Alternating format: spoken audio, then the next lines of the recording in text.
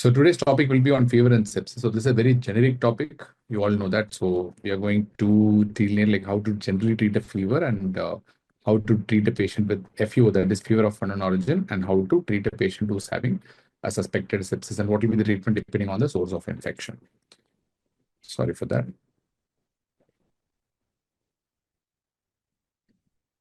Yeah. So this will be the first slide. So to begin with, so we need to know about the fever types and definitions. So first, what do you mean by the term fever? So whenever the patient's core body temperature exceeds 38 degrees Celsius or at least 100.4 degree Fahrenheit, and this is basically due to something called increased hypothalamic set point. So this is basically what we define as fever. And to be honest, if you look at the fine details, the morning temperature will be different and evening temperature will be different. So the fever will be based on AM versus PM temperature. AM temperature will be slightly lower than the PM temperature. So technically, so if the AM temperature is more than 98 degree Fahrenheit or the evening temperature is more than 99 degree Fahrenheit, according to the old definition, that's called as fever. But right now we are very certain about it. Anything more than 38 or 100.4 degree Fahrenheit is what we clearly refer to as fever. And so what is the reason for the febrile response? Febrile response is basically due to an inflammatory reaction to the underlying infection, and fever is going to be the most visible sign due to any infection for that matter. So it's a very, very non-specific sign. It can occur due to any inflammation, which can be either due to infection or it can be due to some non-specific inflammation as well. Even injuries or even fractures, anything can cause fever technically. All right? Yeah, sorry. And what about hyperthermia? Hyperthermia is a different thing altogether. It's not basically a fever. I mean, it's actually a different terminology. So it's nothing but increased body temperature due to excessive heat production or probably impaired heat dissipation. So this is basically not hypothalamic regulated. That's the most important point. So what is hyperthermia? It's an increase in body temperature due to either excessive heat production or maybe due to impaired heat dissipation, but not really due to hypothalamic related mechanism. So that's what we call it as hyperthermia.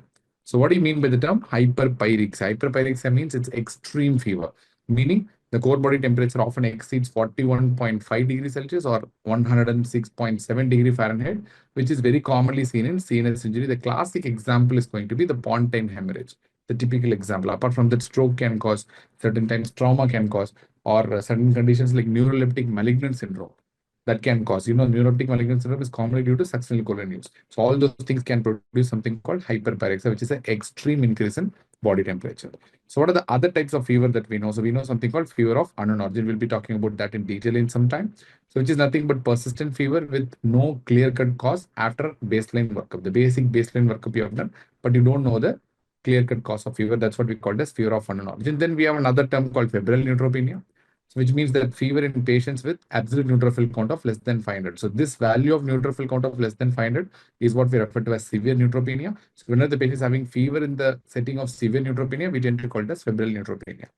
And this is most commonly due to GI mucositis. So in patients with severe neutropenia, the organisms are going to enter the body via the mucosal breaks. So many times when the patient is on chemotherapy, already there will be mucositis, plus there will be bone marrow suppression that will aid certain organisms like staph, which can be staph aureus or cons, to enter the body via the breaks, and already the immunity is low, so they tend to develop sepsis. So that is febrile neutropenia mechanism, or sometimes it can be due to malignancy-related immunosuppression also.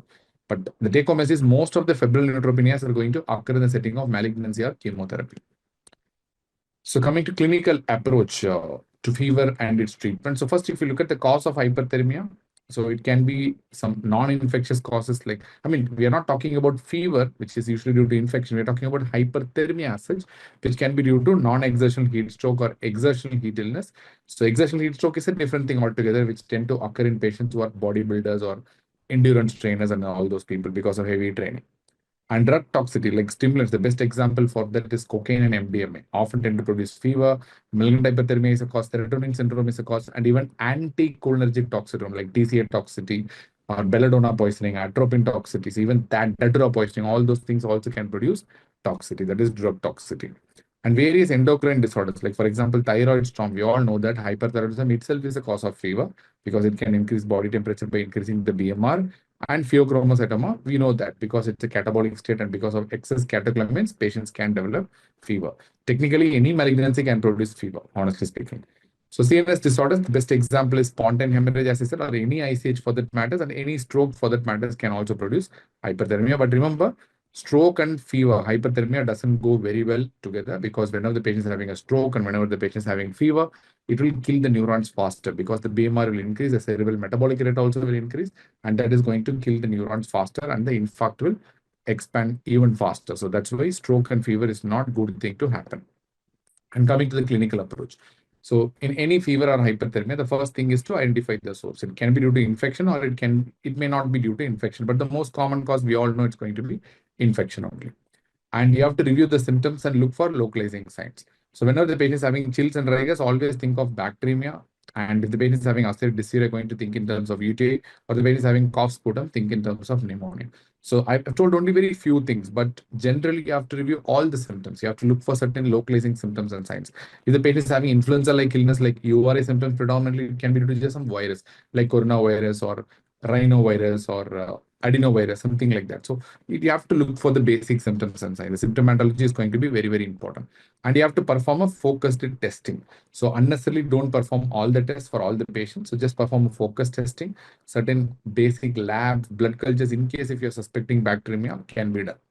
So you have to assess patients for sepsis. We have separate sepsis definitions. Fever in hospitalized patients may indicate sepsis, but we have separate sepsis definitions. We'll talk about that later on. Right? Because sepsis is a very bad situation. So treatment of fever as such, actually speaking, treatment of fever is controversial. Why? Because fever is kind of protective. The only place where you have to reduce the temperature very fast is in a patient with stroke. Because in stroke and head injury, if the temperature is high, it's going to kill the neurons faster. So you have to bring down the temperature as soon as possible. So in post-cardiac arrest situations, in stroke patients, in head injury patients, definitely fever is not good. So you have to reduce the temperature as soon as possible. Apart from that, in children, especially in the first 5 to 6 years of age, there is risk of febrile seizures. For them, you have to bring down the temperature faster to reduce the risk of febrile seizure. Apart from that, fever is considered to be protective, and treatment of fever is almost always controversial. And that's a separate debate altogether. Whether you have to treat fever or not itself, many people doesn't know. So you can use antipyretics, yes. So like, for example, paracetamol. So first line, it's going to work by central COX inhibition. And NSAIDs does work by peripheral COX inhibition, but we prefer acetaminophen or paracetamol because it actually changes the hypothalamic set point. That's the reason why we prefer paracetamol by causing central COX inhibition. Most NSAIDs do not cause a central COX inhibition. Rather, it's going to produce a peripheral COX inhibition. Steroids can be used, to be honest, because they are very potent antipyretics, but at the same time immunosuppressive also. So one must be exerting a lot of caution before using steroids in a fever. If you know the exact type of fever and if you know that steroids are going to work in that fever, you can use steroids, no problem. Otherwise, you have to be little careful. But steroids are even more potent antipyretics than your paracetamol. And coming to direct cooling, so you can try certain direct cooling techniques like cooling blankets, cool baths, like with tepid sponging videos. So that's what they're talking about.